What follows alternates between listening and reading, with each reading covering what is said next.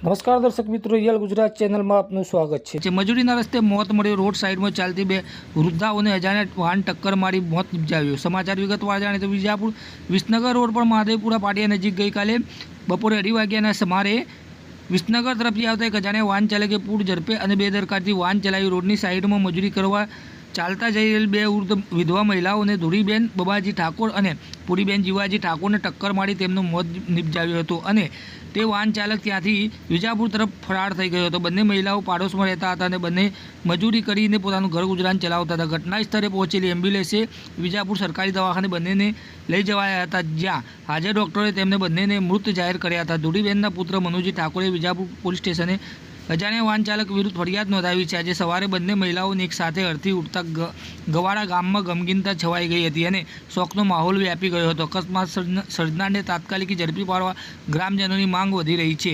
વિજાપુર પોલીસે આસપાસના સીસીટીવી કેમેરાથી ફૂટેજ તપાસવાની કાર્યવાહી હાથ ધરી છે અને ઝડપથી અકસ્માત સર્જનાર અજાણ્યા વાહન ચાલકને ઝડપી પાડવામાં આવશે તેવું વિજાપુર પોલીસ મથકના ઇન્સ્પેક્ટર કમલેશભાઈ ચૌધરીએ જણાવ્યું હતું। આજે આપણે જે વિજાપુર તાલુકાના ગવાડા ગામે ગઈકાલે દુઃખદ ઘટના ઘટી હતી।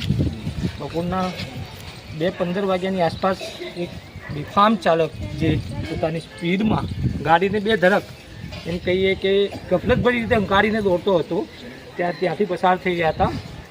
બે વૃદ્ધ મહિલાઓ જે ગવાડા ગામની છે, તે મજૂરિયાત વર્ગના છે અને જે મજૂરી કરીને પોતાનું ગુજરાન ચલાવે છે, ત્યાં તેમને ટક્કર મારી છે। શોકનો માહોલ છે અને અહીંયા ગમગીની છાઈ છે, કેમ કે જે અકાળે મૃત્યુ થયું છે, અકાળે અવસાન થયું છે। બે ઉંમરલાયક બાજુમાં હેતા તો ગાડી લોલો છે જાતીથી બાજુમાં જતો માજીના જોડી એવી ગાડી આવી ને તો નેચેથી ટક્કર મારી જતી જઈ, બે માજીને ઉડાડી નાખી દીધી અને આગળ જઈને પાછી ખાડામાં જઈ ગાડી એની ખાડામાં જઈ ને એની પાછી અડધા થઈને છોડી મારી ગાડી ઊભી ના ને કાળા કલરની ગાડી હતી। કઈ બાજુ? વિજાપુર તરફ કઈ બાજુ જઈ રહ્યા હતા બધા મજૂર?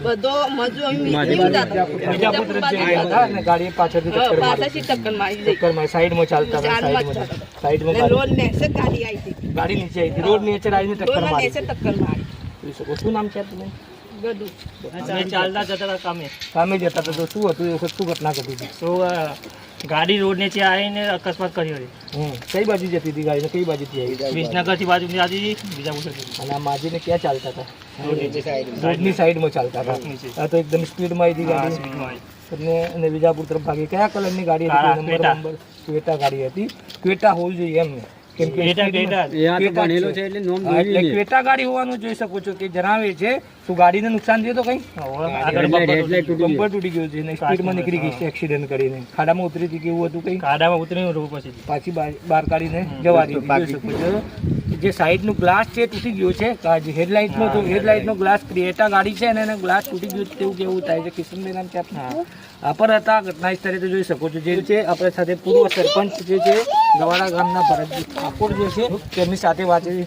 શું કહેશો ભરતભાઈ આવા અકસ્માતોને લઈને?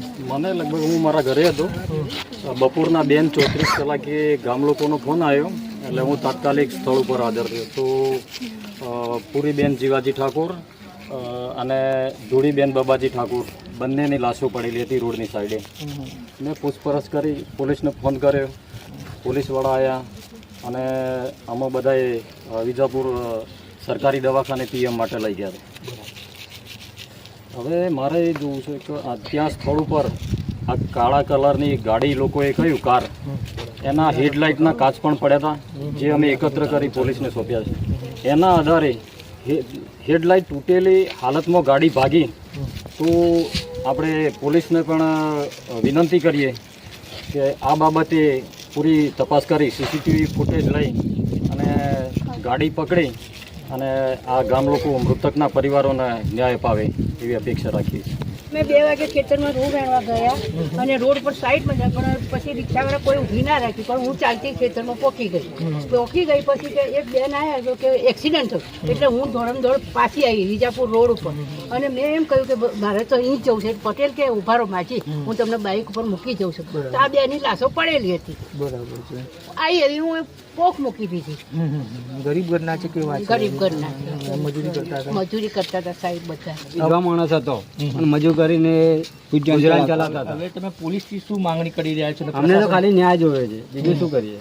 ગાડીવાળાને પકડાઈને બે પરિવારજનોને જે ન્યાય આપવો હોય એ આપી દે. ન્યાય મળે કેમ કે ગરીબ પરિવારથી બંને માજી હતા અને એમની ઉંમર 65 વર્ષથી ઉપર હતી. પૂરીબેન અને ધુરીબેન અને વિધવા હતા. ખાસ કરીને તેણે આપણે વિજાપુરની ખબર હતી પર તેમને એક ન્યાયની માંગણી કરીએ છીએ અને એમને ન્યાય મળે ને આવા બેફામ અને જે ગફલતભરી રીતે ચાલી રહ્યા છે રોડના રસ્તાના ઉપર કોઈને જોયા વગર, કેમ કે અકસ્માત થયો છે, રોડની સાઈડમાં ટક્કર મારેલી છે.